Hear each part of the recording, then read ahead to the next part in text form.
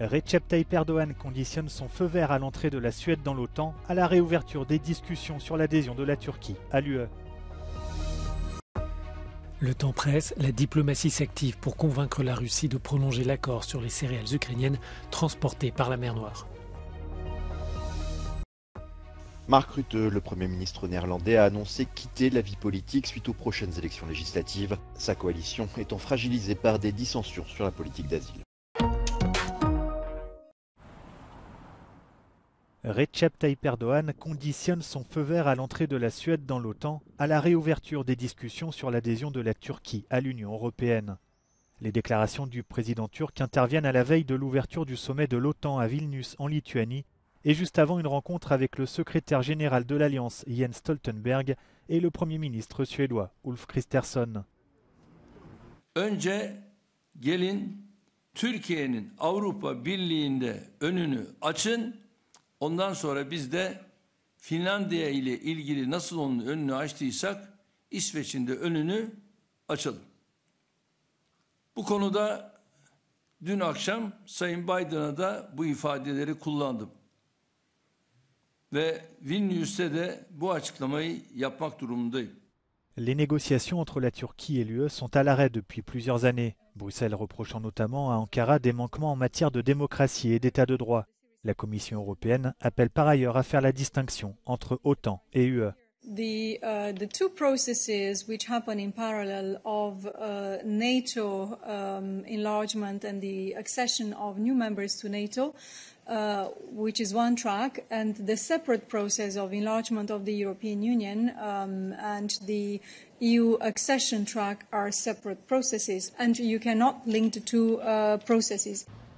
La Turquie bloque depuis plusieurs mois l'adhésion de la Suède à l'OTAN, estimant notamment que le pays n'est pas assez ferme avec des militants kurdes considérés comme terroristes. Les prochaines discussions entre membres de l'Alliance s'annoncent intenses. Avant le sommet de l'OTAN qui démarre mardi à Vilnius, Joe Biden a fait une halte ce lundi à Londres pour rencontrer le Premier ministre britannique et évoquer l'aide à l'Ukraine et sa volonté de rejoindre l'Alliance Atlantique. Une hypothèse peu probable en l'état car cette adhésion signifierait que l'OTAN entrerait automatiquement en guerre contre Moscou. À la veille du sommet de l'OTAN, Washington et Londres affichent leur unité.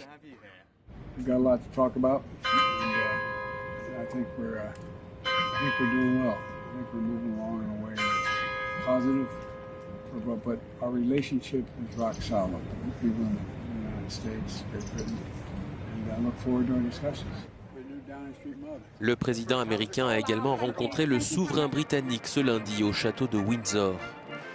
Joe Biden était absent lors du couronnement du roi Charles III en mai dernier. Les deux hommes ont échangé notamment sur le réchauffement climatique, sujet cher au roi.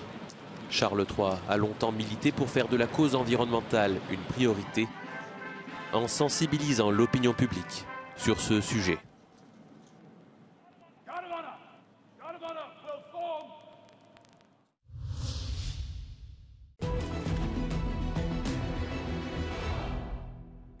The past weekend marked 500 days since Russia launched its full-scale invasion, and as the Institute for the Study of War says, an unprovoked war of conquest against Ukraine.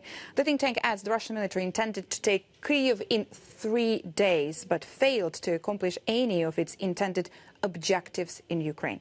In its latest intelligence update, the UK Defence Ministry says after a lull during June 2023, over the last several days, Bakhmut has again been the site of some of the most intense fighting along the front. Ukraine's Deputy Defense Minister says that the country's forces have registered a definite advance on the southern flank of Bakhmut. Now, the UK Defense Ministry says Ukrainian forces have made steady gains to both the north and the south of the Russian-held town, adding that the Russian defenders are highly likely struggling with poor morale, a mix of disparate units and limited ability to strike Ukrainian artillery. Now, the Russian leadership will most certainly see it as politically unacceptable to concede Bakhmut, which has a symbolic weight as one of the few Russian gains in the last 12 months.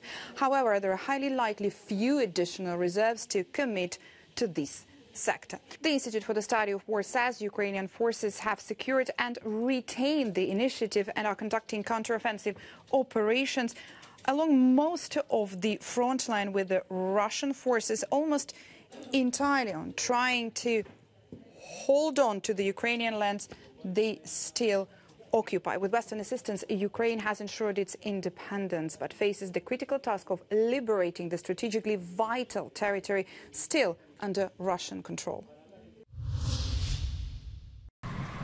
À une semaine de l'expiration de l'accord sur les exportations de céréales ukrainiennes par la mer Noire, des incertitudes demeurent toujours sur la menace russe de ne pas prolonger le compromis.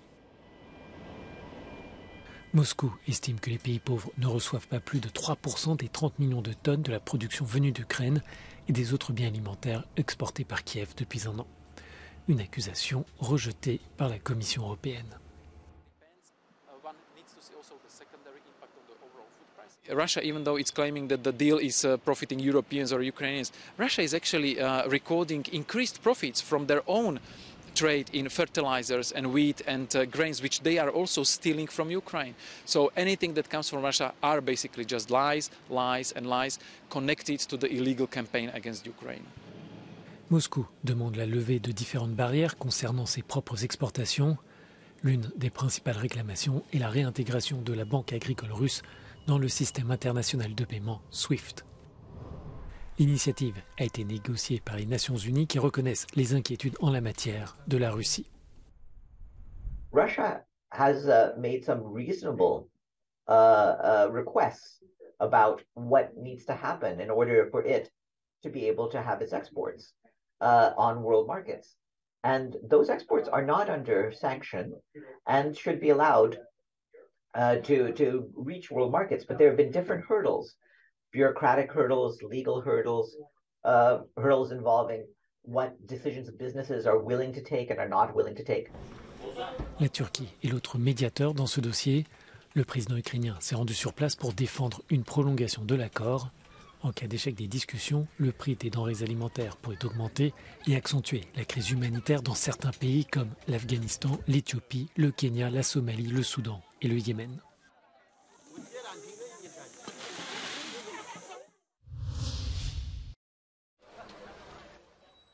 Qu'est devenu Yevgeny Prigojine après la rébellion avortée de Wagner en Russie?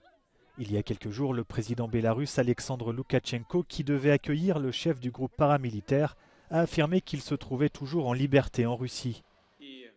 Ce lundi, le Kremlin a indiqué que Vladimir Poutine et Yevgeny Prigojine s'étaient rencontrés à Moscou quelques jours seulement après la mutinerie.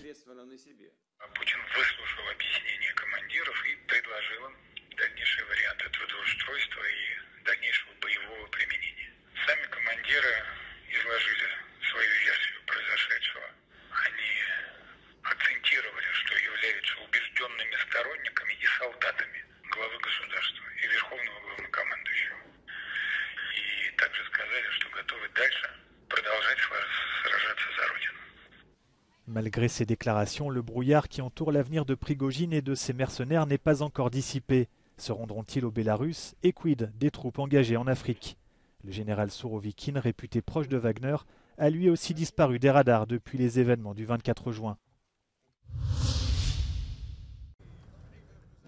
Le Premier ministre néerlandais, Mark Rutte, a annoncé quitter la politique après les élections législatives anticipées prévues cet automne. Cette décision met fin à la carrière du chef du gouvernement le plus longtemps en place de l'histoire des Pays-Bas. À 56 ans, il a dirigé 4 gouvernements de coalition depuis 2010. Cette annonce coïncide avec des disputes internes entre les différentes formations politiques au pouvoir autour du durcissement de la politique d'asile néerlandaise. Mark Rutte a également précisé qu'il ne serait pas tête de liste pour son parti de droite libérale.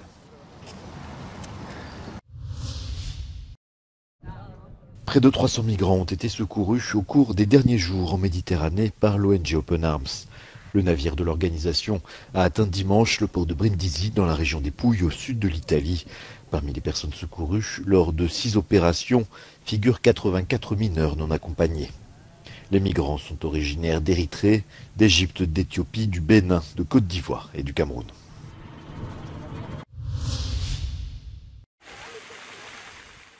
L'Europe fait face à sa première vague de chaleur de l'été, avec des températures dépassant largement les 35 degrés. 38 degrés ce week-end à Lyon, dans le centre de la France. Une canicule ordinaire selon Météo France, qui montre pourtant à quel point ces épisodes de chaleur prolongée nécessitent une vigilance particulière, notamment pour les personnes les plus à risque. L'Allemagne aussi a connu son premier week-end à 38 degrés. Partout dans le pays, les lacs et les rivières ont été pris d'assaut, mais les médecins alertent contre les chocs thermiques. Un corps exposé successivement à de fortes chaleurs, puis à de l'eau froide, peut accélérer les battements du cœur jusqu'à la syncope. Die Risiken bei der Hitze am Badesee sind durch die Sonneneinstrahlung, Sonnenstiche, Sonnenbrände ganz klar oder aber auch beim Gehen ins Wasser sich nicht rechtzeitig abzukühlen und dadurch die Temperaturunterschiede zu groß sind. En Pologne, les températures ont également dépassé les 30 degrés. Médecins et personnels hospitaliers appellent les gens à rester chez eux pendant les heures de fort ensoleillement, une précaution particulièrement nécessaire pour les enfants, les personnes âgées et les malades chroniques. Et pour tous les déplacements, le port de chapeau et une bouteille d'eau est fortement recommandé. À Rome, en Italie, de nombreux touristes ont dû interrompre leur visite et se rabattre sur les glaciers et fontaines les plus proches.